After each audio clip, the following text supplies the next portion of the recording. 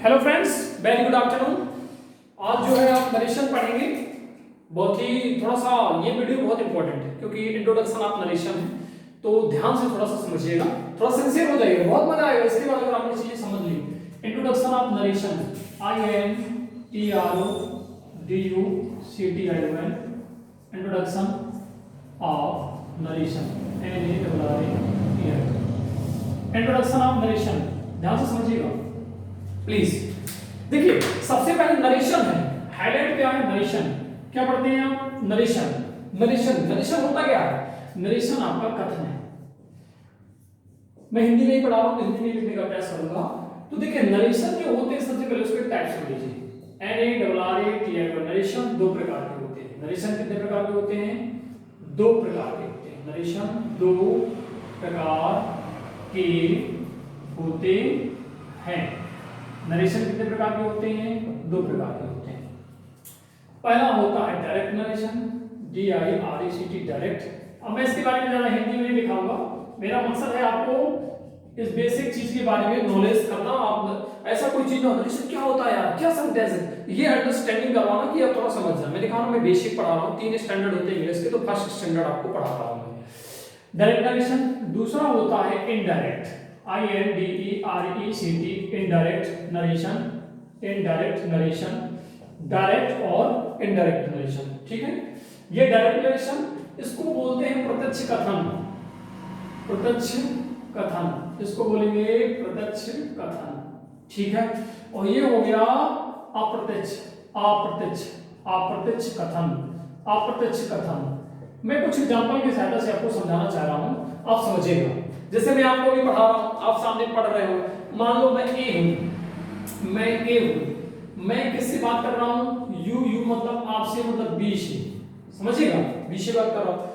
जब बी घर जाएगा तो ये सी से मिलेगा, तो सी से क्या, जैसा मैं बता रहा हूं वैसा बता पाएगा क्या? अपने शब्दों में तोड़ मरोड़ देगा, वही कहलाता है इनडायरेक्ट। और डायरेक्ट अभी बात हो रही है, आप सुन रहे हैं, मैं पढ़ा रहा हूं, ये क्या हो गया? डायरेक्ट। ध्यान से समझिएगा, मैं पढ़ा रहा हूं, आप सुन रहे हैं, मैं पहला व्यक्ति आप दूसरे व्यक्ति, तो डायरेक्ट आपसे बात कर रहा हूं। जब आप यही बात तीसरे से बताएंगे कि सर ने आज ये पढ़ाया है, वो क्या हो जाएगा? Indirect narration. तो कुछ एग्जांपल देखते हैं, समझने का प्रयास करते हैं। जैसे मैंने कहा Mohit, Mohit said, said to Shyam, SHYAM, ये पास्ट की बात है। अभी तीसरा व्यक्ति, दो व्यक्ति, ये तीसरा व्यक्ति किसी से बता रहा है, मतलब दो व्यक्ति हम आमने सामने पढ़ रहे हैं, आप किसी बता रहे हो। मोहित नाम का कोई लड़का था, तो मोहित सैड टू श्याम, मोहित ने श्याम से कहा, क्या कहा था? I am busy, I am busy। इसमें एक चीज होती है, डबल इन्वर्टेड कॉमा लगता है फुल स्टॉप के बाद। क्या लगता है? Double inverted comma. I am busy, double inverted comma. Mohit said to Shyam, Mohit ने किससे कहा? श्याम से। तो इसको फिर एक चीज और बांट दी गई है, थोड़ा सा डिफरेंट टाइप की, इसको और समझ लीजिएगा। इसको बोलते हैं reporting speech, REPORTING, reporting speech. बहुत ही ध्यान से समझिएगा, रिपोर्टिंग स्पीच क्या बोलते हैं? Reporting speech. और जो इन्वर्टेड कामा के अंदर वाला भाग होता है, हेलो, जो इन्वर्टेड कामा के अंदर वाला भाग होता है, इसको क्या बोलते हैं? रिपोर्टेड। थोड़ी सा फर्क होता है, रिपोर्टेड। अभी मैं एग्जांपल लेकर के और आपको बेहतर तरीके से समझाने का प्रयास करूंगा। इसको बोलते हैं रिपोर्टेड। तो रिपोर्टेड इस पूरे पार्ट को बोलते हैं।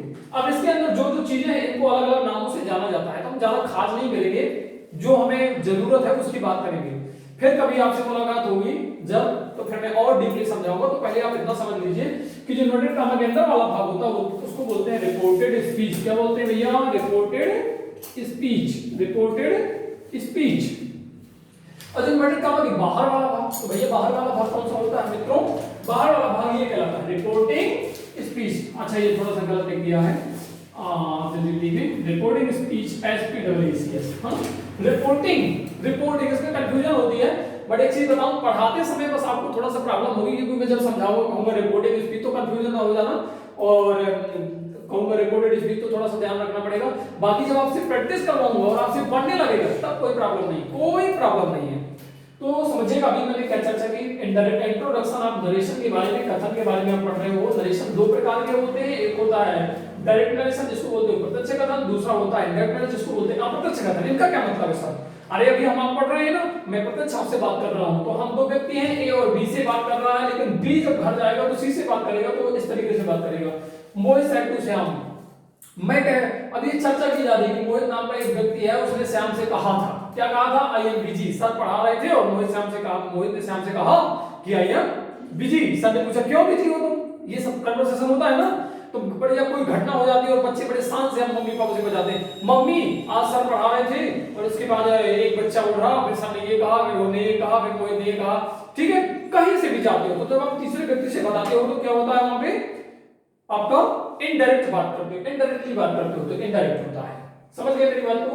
फिर ये narration Mohit said to Shyam, ये डायरेक्टली बात की जा रही है अभी ना। मोहित ने श्याम से कहा, मान लो मैं कह रहा हूं मोहित नाम के व्यक्ति से, अभी जब मैं प्रेजेंट में बात कर रहा हूं तो ये डायरेक्ट नरेशन है। कैसा नरेशन है? डायरेक्ट, क्योंकि मैं किसके बारे में बात कर रहा हूं? आपसे बात कर रहा हूं। किसके बारे में बात कर रहा हूं? दो लड़के थे मोहित और श्याम, उनके बारे में आपसे बता रहा हूं, मैं बता रहा हूं, ध्यान से समझिएगा, मैं बता रहा हूं। किससे? आप लोगों से, कि मोहित ने श्याम से कहा था कि आई एम बिजी। तो मैंने कहा क्यों बिजी हो? वो दो व्यक्ति हैं, मेरी मुलाकात वहां हुई थी दूसरी क्लास में, अभी मैं आपके सामने पढ़ा रहा हूं, अभी मैं दूसरी क्लास में पढ़ा रहा था। ये बात को समझिए, डायरेक्ट इसको चेंज कर देंगे दैट वेट लगा करके, तो क्या हो जाएगा? इनडायरेक्ट। जगह नहीं है, मैं सडनली चेंज कर देता, तो इतना अभी नोट कर लीजिए, पॉज करके फिर आगे बढ़ता हूं। ठीक है, देखिए, हाँ इसमें जगह है, थोड़ा सा मैं बदल देता हूं। तो देखिए इसको जो बदलेंगे तो क्या बदलेंगे? मोहित सेड टू की जगह आपको पता है टोल्ड हो जाता है। अभी मैं रूल्स सारे बताऊंगा। टोल्ड श्याम, SHYAM, और इसमें लगा देते हैं दैट। अलग अलग टेंसेस का लगाने का अलग रूल्स होता है, मॉडल्स का अलग होता है, फिर इन्फिनिटिव पढ़ेंगे, इंपेरेटिव का अलग नियम होता है। तो मोहित टोल्ड श्याम दैट, और आई प्रोनाउन बदल जाता है किसके अकॉर्डिंग? मोहित के अकॉर्डिंग। तो मोहित यहाँ पे सब्जेक्ट है, मैं अप्रत्यक्ष इसको बना रहा हूँ, तो ही हो जाएगा मोहित के, ही पहुंचेगा मोहित के पास, फिर कहेगा भैया मोहित, तो मन में कौन सा प्रोनाउन लगता है? तो कहेगा भैया मेरे में ही लगता है, लड़की होगी तो कहेगा सी लगता है, तो क्या आ जाएगा? ही। और टेंस चेंज होगा, प्रेजेंट हमेशा किसमें चेंज हो जाता है? अपने पास्ट में चेंज हो जाता है, तो ही के साथ में वाज लगेगा और बिजी का जरूरत में बिजी रहेगा, फुल स्टॉप कंप्लीट हो जाएगा। तो ऊपर वाला भाग खिचड़ी नहीं पकाना है, ये क्या हो गया? इनडायरेक्ट, इसमें गोला मान लो, इनडायरेक्ट नरेशन। क्या हो गया? अब यहां पे रिपोर्टिंग स्पीच, रिपोर्टेड स्पीच सब खत्म, क्योंकि एक ही सेंटेंस बन गया है आपका इनडायरेक्ट नरेशन। ठीक है जी, ध्यान दीजिएगा। देखिए इसके बाद आती है बात, एक बार फिर से मैं डायरेक्ट लिख देता हूं, direct narration, direct, DIRECT, direct narration, NARRA। देखिए अलग अलग किताबों में अलग अलग नाम दिया गया, कंफ्यूज मत होइएगा। डायरेक्ट नरेशन का एग्जांपल मैं लेता हूं, जैसे मैंने लिखा सीता said to me। अभी मैं नियम नहीं बता रहा हूं, केवल समझाने का प्रयास कर रहा हूं। नियम तो अभी हम चलेंगे, अभी ना सुनने आगे समय कैसे समझा रहे हैं, हमें समझ में नहीं है कैसे बदल दिया, मैं केवल समझाने का प्रयास कर रहा हूं आपको। सीता said to me, क्या कहा? सीता ने मुझसे कहा, she is going to market, she is going to, या ही की जगह क्या कर लो? अभी ही कर लो, he is going to market, ध्यान से समझिएगा, he is going to market, double inverted का मतलब फुल स्टॉप पहले से लगा है। तो अगर मैं इसको कहूं भैया ये क्या है, तो सबसे पहले आता है कि भैया रिपोर्टिंग स्पीच है। क्या है? रिपोर्टिंग, REPORTING, रिपोर्टिंग स्पीच है। अब रिपोर्टिंग स्पीच में क्या क्या है? ये वर्ब है, साइड वर्ब है कि नहीं? मैं दूसरे मार्कर से लिख देता हूं थोड़ा समझ में आने के लिए। ये क्या है ना? साइड, तो ये रिपोर्टिंग क्या हो जाएगा? वर्ब हो जाएगा। शॉर्टकट में लिख देता हूं, समझने का प्रयास कीजिएगा। आर से रिपोर्टिंग वर्ब, और ये क्या है? ऑब्जेक्ट है, तो ये क्या हो जाएगा? Reporting object, REPORTING, reporting object, OBJECT। देखिए सब उसी के अंतर्गत नाम आते हैं। रिपोर्टिंग स्पीच जान लो, सो जो रिपोर्टिंग स्पीच का ऑब्जेक्ट है वो क्या कहलाएगा? रिपोर्टिंग ऑब्जेक्ट कहलाएगा। जो वर्ब है रिपोर्टिंग वर्ब कहलाएगा। आ रही है समझ में? और ये क्या कहलाएगा? सब्जेक्ट, रिपोर्टिंग स्पीच का सब्जेक्ट, रिपोर्टिंग स्पीच का सब्जेक्ट है। क्या है? सब्जेक्ट। ये समझना बहुत इंपॉर्टेंट है मेरे मित्रों, विद्यार्थियों, ये बहुत समझना इंपॉर्टेंट है। रिपोर्टिंग स्पीच पहले समझ लीजिए, पूरा पार्ट यहां से लेकर के यहां तक क्या हुआ? Reporting speech. जो सब्जेक्ट हो गया लाएगा रिपोर्टिंग सब्जेक्ट, जो वर्ब है वो कहलाएगा रिपोर्टिंग वर्ब, जो ऑब्जेक्ट है वो कहलाएगा रिपोर्टिंग ऑब्जेक्ट। क्लियर?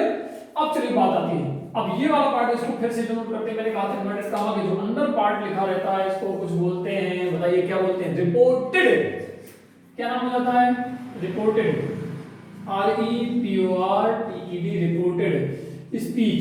तो रिपोर्टेड स्पीच जब ये बन गया, रिपोर्टेड स्पीच जब ये बन गया, तो इसके जो पार्ट्स हैं वो सारे क्या कहलाएंगे? रिपोर्टेड से नाम आएगा। ये क्या कहलाएगा? Reported subject.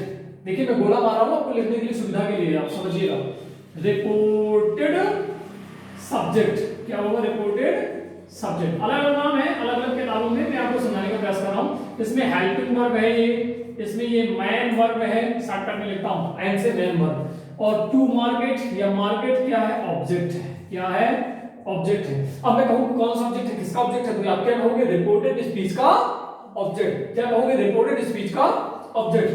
या अलग से मैं बॉक्स बना देता हूं, तो यहां पे लिख लीजिए रिपोर्टेड स्पीच का ऑब्जेक्ट। रिपोर्टेड स्पीच अपनी सुविधा के अकॉर्डिंग आप लिख लेना, रिपोर्टेड स्पीच का ऑब्जेक्ट, रिपोर्टेड स्पीच का ऑब्जेक्ट। आगे बात समझ में, कौन है रिपोर्टेड स्पीच का ऑब्जेक्ट? ये कौन है? मार्केट वाला। मार्केट अलग से भी लिख सकते हो नीचे। इतनी बात क्लियर होगी कि नहीं? अगर इतना चीजों को समझ में आ गया तो आगे नरेशन समझाना बड़ा सरल होगा। सबसे पहली बात, इन्वर्टेड कॉमा के बाहर वाला भाग क्या कहलाता है? रिपोर्टिंग स्पीच कहलाता है। जो उसकी ऑब्जेक्ट होती है रिपोर्टिंग ऑब्जेक्ट कहलाता है। जो सब्जेक्ट होता है रिपोर्टिंग सब्जेक्ट कहलाता है। जो वर्ब होती है वो रिपोर्टिंग वर्ब कहलाती है। इन्वर्टेड कॉमा के जो अंदर वाला भाग होता है, डबल इन्वर्टेड कॉमा लगा होता है, तो ये जो सब्जेक्ट होगा रिपोर्टेड सब्जेक्ट कहलाएगा। ये हेल्पिंग वर्ब है, रिपोर्टिंग हेल्पिंग वर्ब है, ये आपका मेन वर्ब है, ये आपका ऑब्जेक्ट है। क्योंकि मैं बार-बार चर्चा करूंगा कि रिपोर्टेड स्पीच के ऑब्जेक्ट को इसमें बदल दो, तो आप कंफ्यूज नहीं होना। बैठा लो, जो बाहर वाला भाग रिपोर्टिंग स्पीच, जो अंदर वाला भाग रिपोर्टेड स्पीच, और उसके अंदर के जो पार्ट होंगे वो किससे शुरू होंगे? रिपोर्टेड से शुरू होंगे। Reported subject, reporting verb, reporting reporting object, इस तरीके से। और ये बात समझ में क्लियर? सभी को समझ में आया? ये कौन सा नरेशन लिखा हुआ है? Direct narration. अभी बदलने की बात नहीं हो रही, अभी इसको समझने की बात हो रही है। अभी मैं बदलूंगा तो कुछ और हो जाएगा। जब बदल लेते हैं तो केवल वो इनडायरेक्ट नरेशन कहलाता है, बाकी कुछ नहीं होता है। ठीक है, लग गया है, पढ़ाते समय तो ऐसा हो ही जाता है। अब इसको मैं बदलूंगा समझाने के बाद, ठीक है? देखिएगा, देखिए समझने का प्रयास करिए। डायरेक्ट नरेशन यही है, मैंने अभी समझाया था पीछे, ये सब गुदा उदा हुआ है, समझ जाएंगे आप। इसी को दूसरा नंबर इनडायरेक्ट। इनडायरेक्ट होता क्या है? INDIRECT, इनडायरेक्ट नरेशन में बदलना है। किसमें बदलना है? इनडायरेक्ट नरेशन में। इनडायरेक्ट नरेशन में बदलना है। हेलो, किसमें? इनडायरेक्ट नरेशन में। चलिए ठीक है, तो इनडायरेक्ट नरेशन में तो आपको पता है नियम, मुझे पता है, आपको तो पता नहीं है अभी, तो अब मेरा भी फॉलो कर लो, मैं भी फिर बदलाऊंगा, फिर नियम बताऊंगा। तो सीता और सेट टू की जगह विद्यार्थियों पूरे की जगह हो जाता है टोल्ड। नियम है अभी आप कंफ्यूजन नहीं होना, मैं नियम बताऊंगा तो आपसे बनने लगेगा। अभी केवल मुझे पता है, केवल समझाने का प्रयास कर रहा हूं। सीता टोल्ड मी, और इस तरह के सेंटेंस में दैट लगाया जाता है, कंजंक्शन कहलाता है। दैट क्या कहलाता है? Conjunction, CONJUNCTION। हालांकि भी कंजंक्शन अलग से पार्ट पढ़ेंगे आप, डोंट वरी दैट। अब देखिए ये ही प्रोनाउन पढ़ेंगे ना, first person, second person, third person, तो ये थर्ड पर्सन है ना? थर्ड पर्सन सब्जेक्ट है रिपोर्टेड स्पीच का, और ये सब्जेक्ट किसके अकॉर्डिंग चेंज होगा? रिपोर्टेड स्पीच के सब्जेक्ट के अकॉर्डिंग। तो यहाँ पे क्या है? सीता। हालांकि कौन सा पर्सन है? First person, second person change होते हैं, थर्ड पर्सन नो चेंज। तो क्या आ जाएगा? केवल ही आ जाएगा, टेंस परिवर्तित होगा।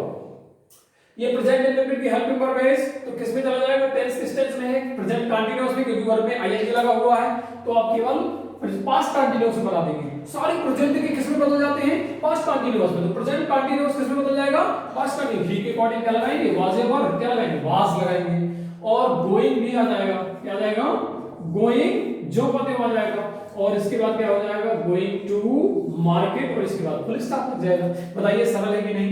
दो प्रकार के नरेशन होते हैं, जैसे आपने वॉइस पढ़े थे, एक्टिव वॉइस और पैसिव वॉइस। एक्टिव वॉइस कुछ नहीं होता था, पैसिव वॉइस बदलना होता था। इसी तरह डायरेक्ट नरेशन कुछ नहीं होता, जो कहा जाता है वही डायरेक्ट है, और जो उसको बदल के बनाया जाता है वो कहलाता है इनडायरेक्ट नरेशन। अगर आपने इतना दिमाग में बिठा लिया तो बहुत क्लियर है। ये रिपोर्टिंग स्पीच, रिपोर्टेड स्पीच, इसके अंदर के भाग वही नाम से शुरू होते हैं। अब मैं चर्चा करता हूं कि चीजें बदलती कैसी हैं। उसके पहले मुझे पढ़ाना है एक बार पर्सन। क्या पढ़ाना है? पर्सन और सब्जेक्ट। ठीक, हाँ देखिए इसमें जो चीजें जो चेंज करते हैं, अब मैं मुद्दे की बात करता हूं, तो तीन चीजें चेंज करते हैं जो जनरल रूल्स होते हैं, GENERALS जनरल रूल्स जो हर जगह लागू होते हैं, वो क्या क्या है? पहला, हर जगह change of the person, change of person, CHANG, change of person, ये हर हाल में चेंज होता ही होता है। सेकंड आपका होता है change of tense, CHANG, change of tenses कह सकते हो। और तीसरा होता है चेंज ऑफ, ये जो डिस्टेंस होती है nearest to, change of distance वगैरह जो चीजें होती हैं, या जनरल थिंग्स भी कर सकते हो, जनरल थिंग्स, वो जो है चेंज हो जाती हैं। ठीक है, अब देखिए थोड़ा सा बीच में जगह है, मैं भी बारी बारी से चेक करता हूँ चेंज ऑफ पर्सन कैसे होते हैं, लेकिन उसके पहले आप टेंस तो जानते ही हो, अदर डिस्टेंस तो वो सिंपल है, पर्सन थोड़ी सा और जान लो। देखिए 3 प्रकार के पर्सन होते हैं, फर्स्ट पर्सन और सेकंड और एक होता है थर्ड। फर्स्ट में कौन कौन आते हैं? केवल आई और बी। सेकंड में कौन कौन आते हैं? केवल यू। और थर्ड में ढेर सारे आ जाते हैं। इनको छोड़ करके फर्स्ट और सेकंड पर्सन के जितने भी पर्सन हो किसके अंतर्गत आ जाती हैं? Third person. थर्ड पर्सन जैसे कि ही, जैसे कि सी, जैसे कि इट, जैसे कि किसी का नाम हो गया, राम नहीं मोहन श्याम, जैसे कि दे, जैसे कि देश, ये सब क्या हो जाते हैं? बदलते हैं। कैसे बदलते हैं अभी मैं रूल्स बता रहा हूं आपको। ठीक है, तो चेंज ऑफ पर्सन के अंतर्गत आ जाता है। फर्स्ट पर्सन, सेकंड पर्सन मैंने आपको बता दिया, थर्ड पर्सन। ठीक है, अब कैसे बदलते हैं? तो पहला पॉइंट हमारा होगा चेंज ऑफ पर्सन। ठीक है, देखते हैं। देखिए चेंज ऑफ पर्सन, ठीक है, पहला पॉइंट हमारा है CHANG, चेंज ऑफ पर्सन। ध्यान से समझिएगा प्लीज। चेंज ऑफ पर्सन, तो फर्स्ट पर्सन, हेलो, पहला पॉइंट क्या है?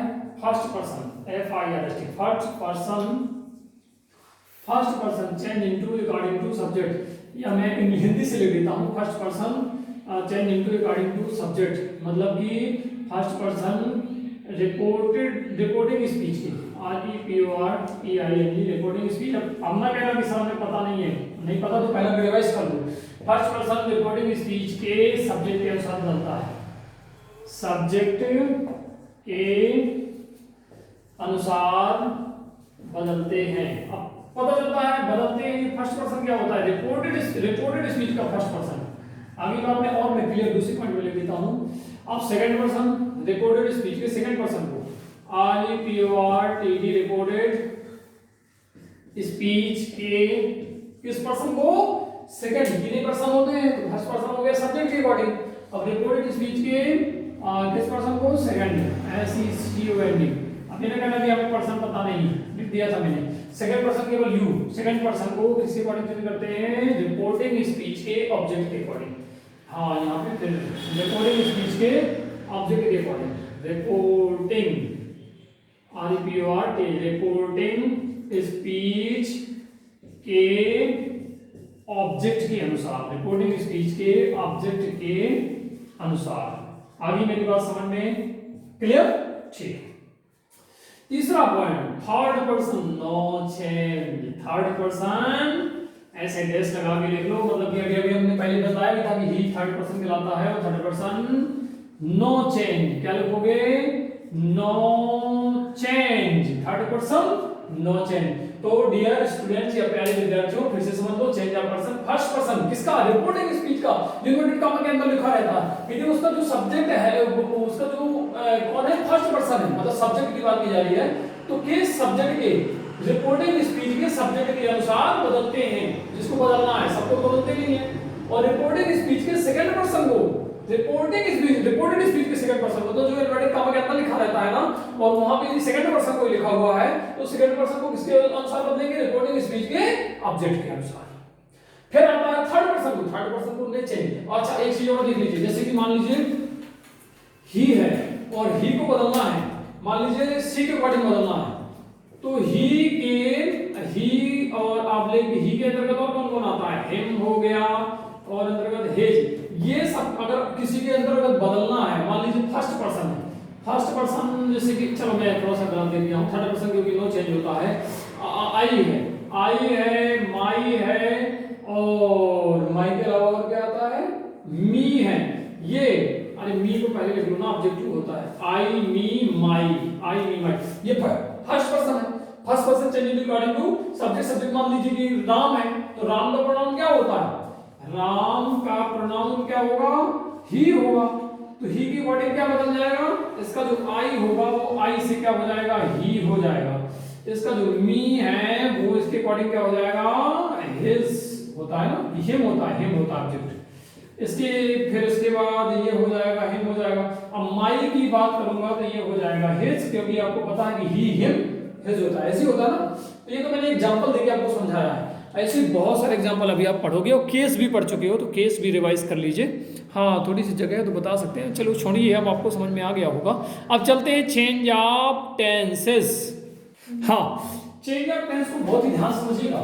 चेंज ऑफ टेंस दूसरा प्लीज, फिर बी सिंसियर।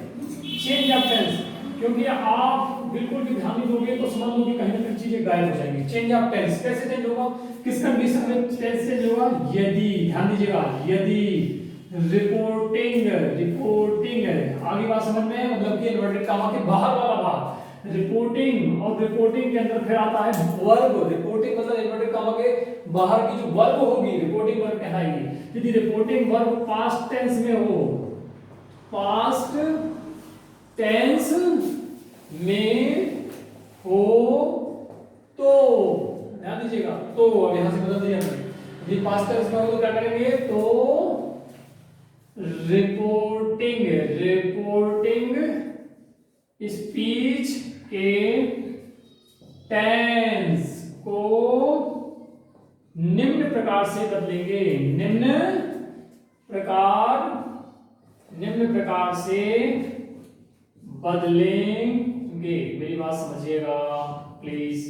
तो जितने भी प्रेजेंट हैं, 4 प्रेजेंट होते हैं ना, पहला आपका प्रेजेंट इंडेफिनिट, प्रेजेंट INDEFINI, तो प्रेजेंट इंडेफिनिट को पास्ट के इंडेफिनिट में बदल देंगे। किसमें बदल देंगे, past indefinite, INDEFINIT, past indefinite. Clear इतनी बात, पहला टेंस। दूसरा आपका प्रेजेंट, हेलो ध्यान समझिएगा, प्रेजेंट कंटीन्यूअस होता है, ये याद है ना आपको, मैं सब बता चुका हूं, 12 प्रकार आपके प्रेजेंट कंटीन्यूअस। प्रेजेंट कंटीन्यूअस को किसमें बदलेंगे, बोलिए, पास्ट कंटीन्यूअस। किसमें बदलेंगे, पास्ट कंटीन्यूअस में। फिर तीसरा टेंस कौन सा होता है, बोलो, present perfect. Present perfect, present perfect किसमें चेंज हो जाएगा, पास्ट परफेक्ट। किसमें, पास्ट परफेक्ट। क्लियर। इसके बाद यदि और देखा जाए तो प्रेजेंट परफेक्ट कंटीन्यूअस किसमें चेंज होगा, प्रेजेंट परफेक्ट कंटीन्यूअस। मैं शॉर्टकट में लिख देता हूं, समझ जाना, पूरा लिख लेना भाई, मेरे पास बोर्ड में जगह नहीं है ज्यादा। प्रेजेंट PRESENT, प्रेजेंट, P से परफेक्ट और C से कंटीन्यूअस, इसमें बदल जाता है CONT। आप पूरा लिखिएगा प्लीज, पूरा लिखिएगा।